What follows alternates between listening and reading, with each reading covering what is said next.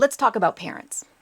Lately, I've heard a lot about how it can be difficult to contact parents, or parents don't contact you back, or on parent-teacher conference night, you only see the parents that, well, let's face it, you don't really need to see.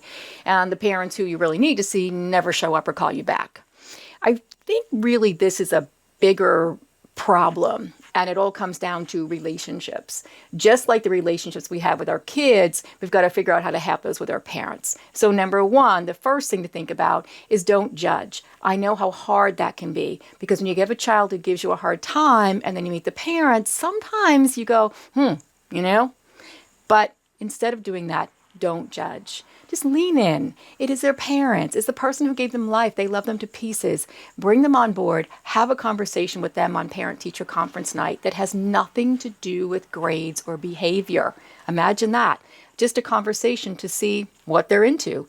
Get to know them. So when you do have to have a difficult conversation, you've got a little bit of a relationship started, and it's a lot easier. The other thing I think to think about with our parents is there's a lot of resources out there. A lot of resources, and they're constantly on the news or on the morning shows. And if you want your child to succeed, here's a link to a tutor, or here's a link to this, or is your child this, or is your child that.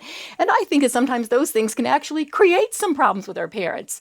It's like too much information. They're like, oh my gosh, my child should be doing this and they're not. What's the school doing wrong?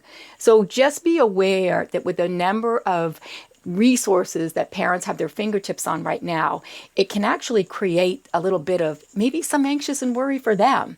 So knowing that, validating that, and forming that relationship, I really think is the first place for us to go.